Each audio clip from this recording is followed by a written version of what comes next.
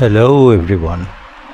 আচ্ছা, আমি এখন বলবো যে আমাদের কোন কোন মুসলিম কান্ট্রির সাথে ইসরায়েলের ডিপ্লোম্যাটিক রিলেশনস আছে, মানে কূটনৈতিক সম্পর্ক ফর্মাল, আর কিছু কিছু আছে খুব ফর্মাল না কিন্তু ইনফর্মালি বেশ স্ট্রং কানেকশন।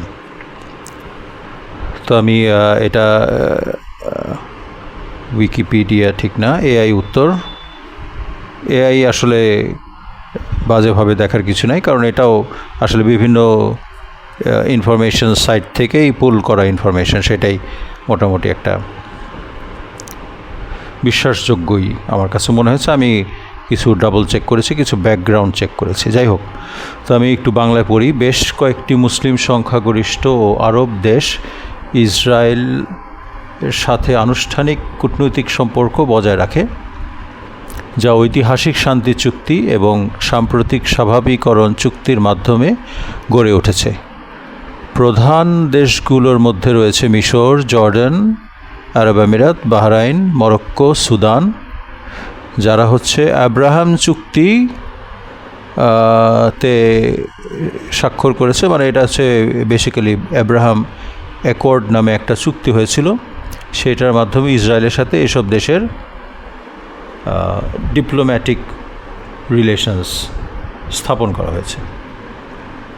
সেটা ইম্পর্টেন্ট না, ইম্পর্টেন্ট হচ্ছে আমরা ওই কাদের সাথে কীরকম সেটা একটু দেখি। প্রথমত হচ্ছে ঐতিহাসিক শান্তি চুক্তি যেটা, সেটা হচ্ছে মিশর 1979-এ একটি যুগান্তকারী শান্তি চুক্তিতে স্বাক্ষর করে ইসরায়েলকে আনুষ্ঠানিকভাবে স্বীকৃতি প্রদানকারী প্রথম আরব দেশ হয়ে ওঠে। আচ্ছা, এখানে বিষয়টা ছিল কি, মিশর আর লিবিয়া তখন একটা দেশ ছিল, নাম ছিল ইউনাইটেড আরব রিপাবলিক, আর সঙ্গে লেবানন ছিল কিনা আমার ঠিক খেয়াল নেই। যাই হোক, তারা ইসরায়েলকে আক্রমণ করে। এটার নাম হচ্ছে 6 ডে ওয়ার। 6 দিনের মধ্যে মিশরের এয়ারফোর্স সম্পূর্ণভাবে ধ্বংস করে ফেলে ইসরায়েল। মানে এটা একটা ব্যাপক, মানে ওদের ইসরায়েলি মিলিটারি পাওয়ারের যদি একটা প্রদর্শনী বলা হয়, এটা হবে সেটাই। তারপর ন্যাচারালি মিশরের তো একটা শান্তিতে আসতেই হবে, দেশ তো দখল হয়ে যাবে, ধ্বংস হয়ে যাবে। তাই ওইটারই প্রেক্ষিতে একটা চুক্তি করে 1979-এ। সেটা এখন অবশ্য আরও অনেক গ্রো করেছে। তো গেল মিশর এক নাম্বার। সেকেন্ড হচ্ছে জর্ডান। জর্ডান ইজ আ গাদ্দার কান্ট্রি। মুসলমান আমরা যেটা গাদ্দার বলি, এই জর্ডান হইতেছে গাদ্দার। আর জর্ডানের হচ্ছে হাশেমাইট কিংডম অফ জর্ডান, মানে হচ্ছে হাশেমি বংশীয় বাদশারা এটার শাসন করে। এটা তাদের তালুক মনে করে তারা নিজেরা। মানে হচ্ছে এটা হলো আমার 5 কাঠা জমি, জর্ডান হচ্ছে আমার 5 কাঠা জমি, এখন আমি যেভাবে ইচ্ছা সেটা করব, দরকার হলে পুরাই দিব, বাঁচায় রাখবো, মেরে ফেলবো, কাউরে দিয়ে দেবো, কোনো সমস্যা নাই। যাই হোক, এই জর্ডানের সাথে শান্তি চুক্তি করেছে ইসরায়েল 1994। জর্ডানের অবশ্য তেমন কিছু করার ছিলও না, কারণ হচ্ছে জর্ডানের তেমন কিছু নাই, মানুষগুলো একটু আইলসাপদের যেটা আমরা বলি। জর্ডান চলে মূলত সাউদির টাকা পয়সা দিয়ে, এদের তেমন কোনো তেলও নাই, তেলও মনে হয় অন্যান্য আশপাশের জায়গার থেকেই নিয়ে আসে। তো ইসরায়েলের জন্য একটা বিগ অ্যালাই হিসাবে কাজ করে, এবং জর্ডানে অবশ্যই ইউএস বেস আছে।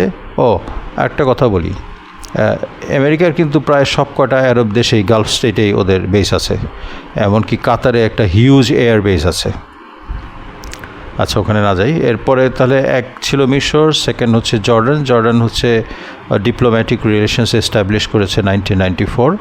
তারপর হচ্ছে বিভিন্ন আরব দেশের সাথে, মুসলিম দেশের সাথে আব্রাহাম অ্যাকর্ড নামে যে চুক্তিটা হয়েছিল 2020-তে, ওখান থেকে হচ্ছে ইউএই, দুবাই আমাদের, যাই হোক, পূর্ণ কূটনৈতিক সম্পর্ক স্বাভাবিক করেছে এবং ব্যাপক অর্থনৈতিক ও প্রযুক্তিগত সহযোগিতা স্থাপন করেছে। অর্থনৈতিক মানে তো বুঝেন, অর্থনৈতিক ইসরায়েল দিবে, আরব আমিরাত দিবে অর্থ, ইসরায়েল দিবে টেকনোলজি।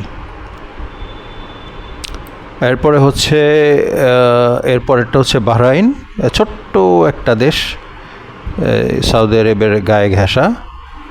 এটা হচ্ছে সংযুক্ত আরব আমিরাতের পাশাপাশি, এটা আনুষ্ঠানিক মানে ডিপ্লোম্যাটিক রিলেশনস হয়েছে, এম্বাসি আছে, যা আছে, টোটাল স্ট্রং টাইজ।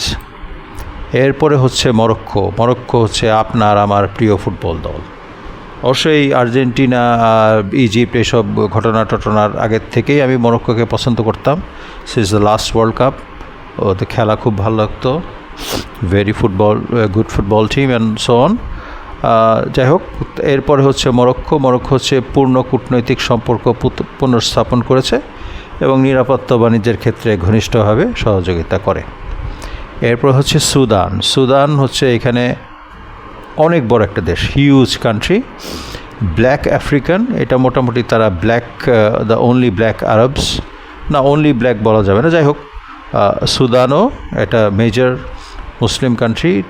2020 সালে ওই আব্রাহাম অ্যাকর্ডসের আন্ডারে তাদের স্ট্রাকচারে রিলেশন করেছে। এখন রিলেশন অতটা ভালো নেই, ভালো থাকার কথা না। ওই যে অ্যাটলিস্ট লোক দেখিয়ে তো বলতে হবে যে আমরা ইসরায়েলের এই ব্যাপারে, মানে আমি বলছি হচ্ছে সুদানের যেই রুলিং পার্টি বা রুলিং এলিট, তারা অ্যাটলিস্ট দেখাইতে হবে যে আমরা ফিলিস্তিনিদের সাথে আছি, প্যালেস্তিনিদের জন্য আমরা জান দিয়ে দিব, দিয়ে দিব, বাংলাদেশের মতো। যাই হোক, তো তাদের সাথেও আছে। এবং এত ঝামেলার পরেও কিন্তু total diplomatic relations break off করে নেই। সব জায়গায় দেখবেন অনুমোদন থমকে আছে, ওইটা ঝামেলা হচ্ছে, কিন্তু টোটালি ব্রেকডাউন হয়নি। সুদানের ফর্মাল ডিপ্লোমেসিটা বর্তমানে অন হোল্ড বলবো, it's not cancelled, it's on hold, and there is a strong chance that it will continue or resume. Continue বলা যাবে না, যেহেতু বর্তমানে আছে, অন হোল্ড আছে, তাহলে রিজিউম করবে। আচ্ছা, অন্যান্য হচ্ছে আজারবাইজান। আজারবাইজান সম্বন্ধে আমি একটু পরে বলবো। ইসরায়েলের সাথে ঘনিষ্ঠ কৌশলগত জ্বালানি ও প্রতিরক্ষা অংশীদারিত্ব বজায় রাখে এবং তেল আবিবে এর একটি দূতাবাস রয়েছে। তেল আবিবে দূতাবাস সম্ভবত ইসরায়েল যখন তার ক্যাপিটাল সিটি তেল আবিব থেকে জেরুজালেমে নিয়ে যায়, সম্ভবত আজারবাইজানের এম্বাসি এখন আছে, জেরুজালেমে আছে।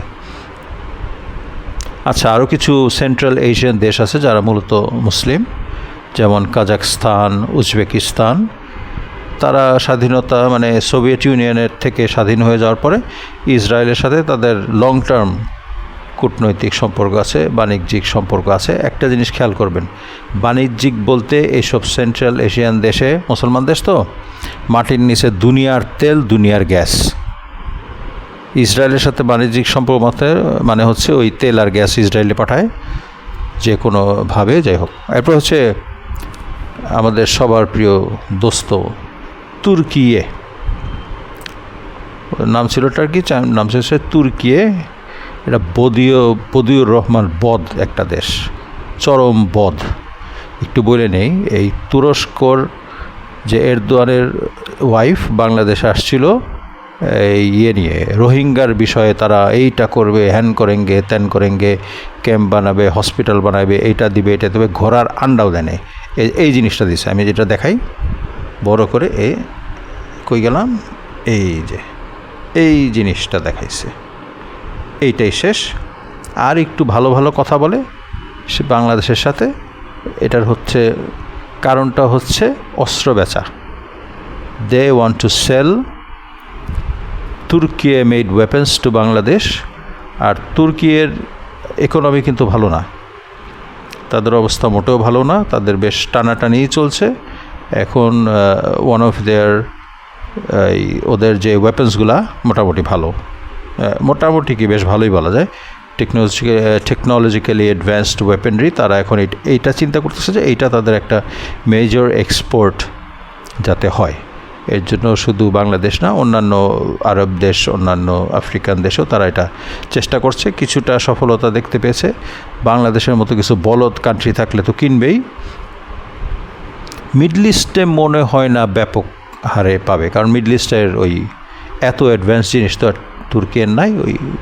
ওরা ওই ব্রিটেন, ফ্রান্স, আমেরিকা ওইসব জায়গার থেকেই কিনবে। যাই হোক, তো মোটামুটি এই কয়টা দেশ হচ্ছে ইসরায়েলের সাথে সম্পর্ক রাখে। আমি বলছিলাম আজারবাইজান নিয়ে একটা কথা। তো এইটা করতে হলে আমার একটা জিনিস পুল করতে হবে, আমি একটু দেখি।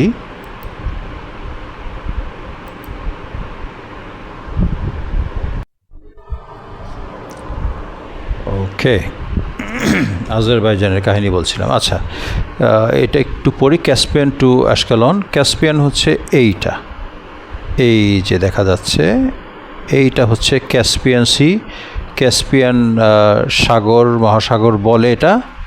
এটা আসলে একটা লেক। লেক মানে হচ্ছে চারপাশে জমি থাকবে, ল্যান্ড থাকবে, মাঝখানে ওয়াটার। কিন্তু এটা এতই বড়, এটা হিউজ। এটা নিয়ে আরও 1 ঘন্টার ভিডিও করা যায়। যাই হোক, it's a huge size lake. এবং ইন্টারেস্টিংলি এটা কিন্তু ফ্রেশ ওয়াটার লেক না। তার মানে হচ্ছে এইটার পানি মিষ্টি পানি না, এটা হচ্ছে লবণাক্ত। এবং এই এত বড়ই সাগর, এটার মধ্যে কয়েকশো দ্বীপ আছে, দ্বীপ। যাই হোক, তো এই অংশটা, এই যে এইটা হচ্ছে আজারবাইজান, খুব বড় একটা দেশ না? এই যে সবুজ এই অংশটা, this is Azerbaijan.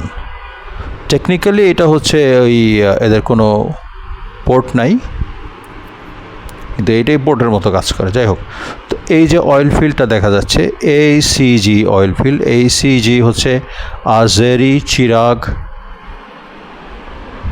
গুনাশি oil field. এই যে অফশোর, তো মানে পানির নিচে মাটি, মাটির নিচে গ্যাস। তো এইখান থেকে তারা এখানে অয়েল আছে, অয়েল ফিল্ডস। দেখেন এইখান থেকে অয়েলটা কোথায় যাচ্ছে আমরা দেখি।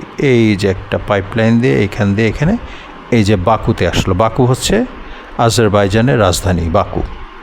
তারপর এইখান দিয়ে এই যে একটা পাইপলাইন যাচ্ছে, দেখছেন? এই যে এইখানে ঢুকলো এই জায়গাটা হচ্ছে টিবলিসি। টিবলিসি হচ্ছে এই যে former Soviet socialist Republic of Georgia. এই জর্জিয়ার টিবলিসিতে গিয়ে এটা কিন্তু কন্টিনিউ করছে এখান থেকে এইটা কি টার্কিতে ঢুকলো। টার্কি হয়ে এইটা হচ্ছে টার্কির একটা, এই যে মেডিটেরেনিয়ান সি, এটাতে টার্কির একটা ইম্পর্টেন্ট পোর্ট। না হচ্ছে এটা প্রবাবলি নামটা হচ্ছে চাইহান, বানানটা উচ্চারণটা ঠিক এটা কিনা খেয়াল নেই আমার। চাইহান পোর্ট। এইখান থেকে জাহাজে উঠে এই যে ট্যাঙ্কারটা এখানে আসে। এখানে এসে যখন এই জায়গাটায় আসে, তখন ট্যাঙ্কারটা কি করে, জিপিএস বন্ধ করে দেয়। জিপিএস ট্র্যাকার যে থাকে, এটা বন্ধ করে দেয়। তার মানে হচ্ছে আউটসাইড ওয়ার্ল্ড আর জানবে না যে এটা কোথায় যাচ্ছে। তখন এই জিনিসটা যায় হচ্ছে আশকেলন, মানে হচ্ছে আশকেলন পোর্ট। এটা ইসরায়েলের port on the Mediterranean sea. বোঝা গেল? এই পাইপলাইনটার নাম হচ্ছে বাকু টিবলিসি চাইহান পাইপলাইন। এইটার হচ্ছে 1768 কিলোমিটার পাইপলাইন। লম্বা হচ্ছে 1768 কিলোমিটার, হিউজ, অনেক লম্বা। আচ্ছা, তার মানে এইখানের অয়েল, আজেরি অয়েল, এইখান থেকে এই বিশাল পাইপলাইন দিয়ে আমাদের জানি দোস্ত টার্কি হয়ে অয়েল ট্যাঙ্কারে আসে, ইসরায়েলি অয়েল ট্যাঙ্কারে লোড হয়ে এখান দিয়ে আসে ইসরায়েলের পোর্টে আসে। এটা কিন্তু রানিং, মানে এটা এখনও আছে, বহাল তবিয়তেই আছে। আরেকটা ইন্টারেস্টিং হচ্ছে ইসরায়েলের যত অয়েল ইম্পোর্ট আছে, মানে যত অয়েল কেনে, ইসরায়েলের তো নিজস্ব তেমন একটা অয়েল নাই, মেজরিটি আনতে হয় বাইরেতে। এইটার 43 to 60% ফ্রম আজারবাইজান। আরেকটা বড় পোর্শন আসে ফ্রম রাশিয়া, কিন্তু খুব ইন্টারেস্টিং, ওটা কিন্তু রাশিয়ান অয়েল না। নামে বলা হয় রাশিয়া, কিন্তু এটা আসে হচ্ছে কাজাখস্তান থেকে। কাজাখস্তান একটা হিউজ কান্ট্রি, যদি না জেনে থাকেন, মুসলিম মেজরিটি কান্ট্রি। আজারবাইজান মুসলিম মেজরিটি কান্ট্রি। এই দেখেন একটা বর্ডার আছে ইরানে হচ্ছে ইথনা আশারি শিয়া, আজারবাইজানে ইথনা আশারি শিয়া। আমি ঠিক শিওর না আসলে শিয়া মেনলি, ইথনা আশারি কিনা আমি জানি না। বর্ডার এরিয়াতে ইথনা আশারি আছে। ইরানের এই জায়গায় আবার আজেরি মানুষ আছে, তো খুব ভলেটাইল। ইরান খুব এই আজারবাইজানকে নিয়ে খুব টেনশনে থাকে। আজারবাইজানও ইরানকে নিয়ে খুব টেনশনে থাকে। আজারবাইজান মুসলিম কান্ট্রি, এবং তারাও বলে প্যালেস্টাইন আলাদা একটা স্টেট থাকা উচিত, থাকলে ভালো ওয়ার্ল্ড পিসের জন্য। কিন্তু আজারবাইজানের যে রুলিং ক্লাস এরা কিন্তু সেকিউলার টাইপের, মানে আছে ওদের যে এলিট ক্লাসটা, রুলিং ক্লাসটা, এগুলো তো সব ডেসপট, সবই ডিকটেটর, সবই বাংলাদেশে ফ্যাসিস্ট বলি, যাই হোক ওই টাইপেরই বংশ পরম্পরায় রুল করে আজারবাইজানরা, সোজা কথা। এবং এগুলো হচ্ছে সব ওই অফস্প্রিং, ওই সোভিয়েত ইউনিয়নে কমিউনিস্টদের আন্ডারে যে ছিল ওই এরাই বংশ পরম্পরায় ওই ভাবটাই তাদের মধ্যে আছে।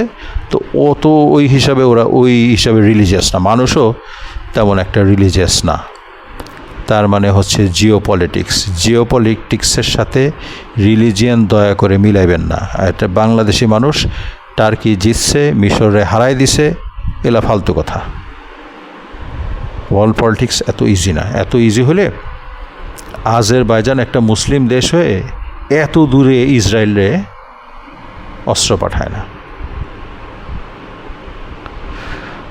তো আজারবাইজান আর ইসরায়েলের সম্পর্ক নিয়ে আরেকটা ভিডিও হয়তো আমি বানাইতে পারি, রেসপন্স দেখে। আমার ভিডিও তো লোকজন দেখে না, 10-12 জন দেখে, কারণ এটার মধ্যে তেমন কোনো ইন্টারেস্টিং জিনিস নাই। হিস্টোরিক্যাল জিনিস, এখানে কোনো নাচানাচি নাই, কোনো কমেডি নাই। তো যাই হোক, যদিও যারা একটু দেখে একটু দয়া করে মনোযোগ দিয়ে দেখবেন আর ভেরিফাই করবেন চাইলে। এই তাহলে আজকে এই পর্যন্তই। Thank you and signing off. And before I do that, I do wish you would give a like, share if you want other people to watch it, and also subscribe my channel.